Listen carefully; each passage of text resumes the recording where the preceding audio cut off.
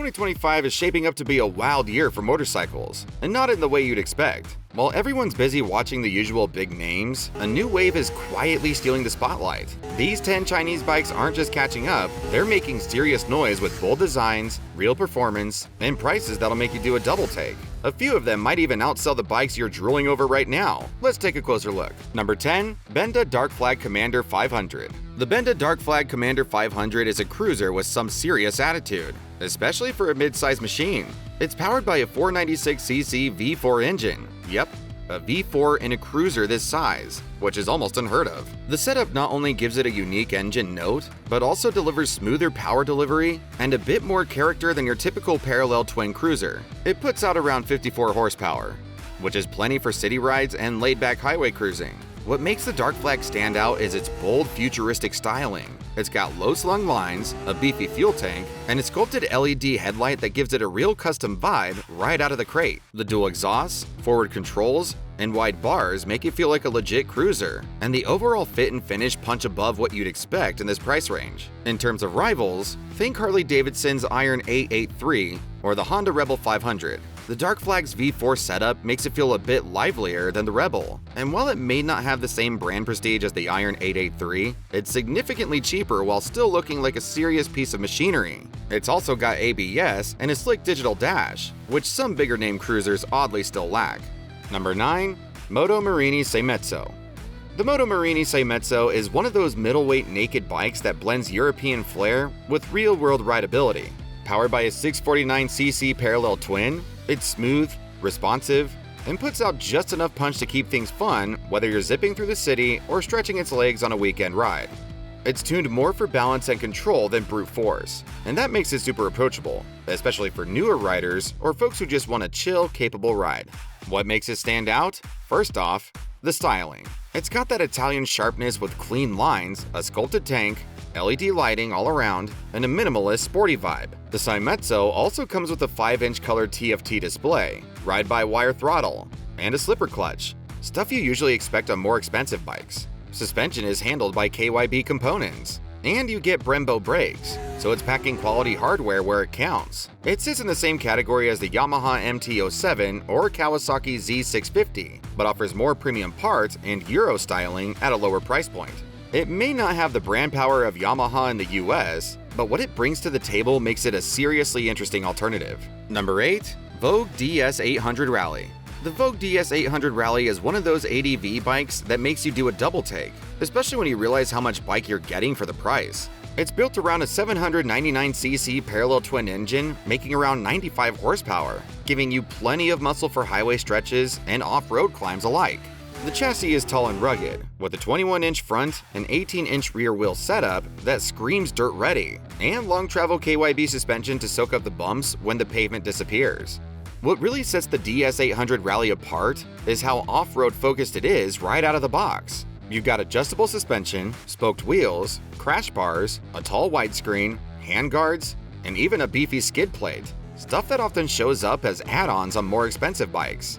The 7-inch TFT display with smartphone connectivity keeps things modern, while cornering ABS and traction control help keep the power planted when things get tricky. Put it next to something like the Yamaha Tenere 700 or KTM 890 Adventure R, and the Vogue holds its own in terms of spec and capability, but at a lower price. It's not just good for the money, it's just plain good, especially if you actually plan on getting dirty. Number 7. QJ Motor SRV900V. The QJ Motor SRV900V is a big, burly cruiser that brings classic V-twin swagger with some unexpected extras baked in. Sitting under that stretched tank is an 896cc V-twin engine making about 75 horsepower. Plenty of grunt for highway pulls, relaxed cruising, and even the occasional spirited roll-on. The bike looks the part too, with a low-slung silhouette, beefy front forks, and wide bars that scream long-haul comfort and weekend ride style. Where the SRV900V really shines is in the refinement. It's got a slipper clutch, dual front disc brakes with ABS, and a full-color TFT dash that keeps your ride data crisp and easy to read. The frame geometry strikes a nice balance between cruiser comfort and just enough edge to carve through corners without dragging the whole bike down. It's got some Harley-Davidson low rider vibes for sure, but it comes in noticeably cheaper, especially once you start ticking option boxes. If you're into the Honda Rebel 1100 or the Indian Scout, The SRV900V sits right in that same middleweight cruiser zone. But you're getting similar performance, solid tech, and undeniable curb appeal, just without the sticker shock. Also, maintenance is super straightforward, which makes it even more appealing for riders who like to wrench on their own bikes. Number 6. QJ Motor SRK450RR. The QJ Motor SRK450RR is a head-turning little sport bike that looks and feels like it was built for the track. It's got the aggressive styling of a full-blown supersport, sharp fangs, low bars, and a sleek tail section, but it's surprisingly approachable. Underneath all that race-ready bodywork is a 449cc parallel twin that cranks out around 50 horsepower. It revs high, pulls hard, and sounds way meaner than you'd expect for a middleweight. One of the coolest things here is the spec sheet. You're getting an upside-down front fork, dual front disc brakes with radial calipers, a quick shifter, and a full-color TFT display. Not bad for a bike that costs less than a Yamaha R3 and still hangs in the same league as the Kawasaki Ninja 400 or the Honda CBR500R.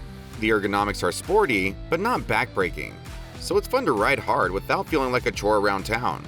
It's got legit street presence too, especially with its LED lighting, aerodynamic winglets, and MotoGP-inspired vibe. And even though it feels like a race replica, it's still light and flickable enough for daily commuting or weekend canyon runs. For new riders or anyone looking for serious bang for the buck, this thing delivers. Number 5. Cove 450RR. The Cove 450RR is one of the most interesting dirt-focused dual sports to come out in recent years, and it's already turning heads thanks to its Dakar-inspired design and serious off-road chops. This isn't your average trail bike. It's built with rally-style riding in mind.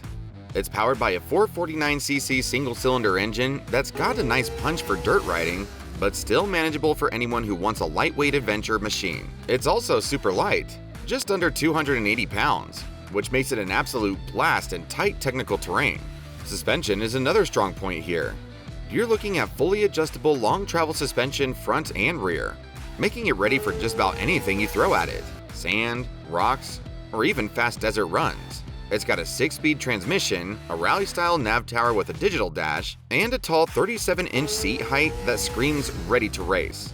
Think KTM 450 Rally Replica or Honda CRF 450RL vibes, but at a much lower price.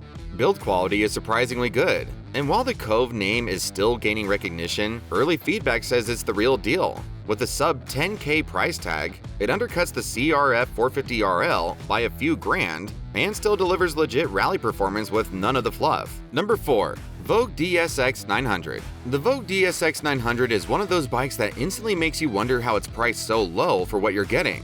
Powered by an 895cc parallel twin, built on the same platform as BMW's F850 GS, it delivers strong mid-range torque and smooth power whether you're cruising highways or tackling fire roads. It feels refined and well-balanced, which isn't something people always expect from a newer brand. Tech-wise, it's stacked. You get a full-color TFT dash, multiple ride modes, cornering ABS, and traction control. Plus, keyless ignition, heated grips, and a quick shifter, all standard. That's the kind of stuff you'll usually find on something like the Triumph Tiger 900 or even the Yamaha Tenere 700.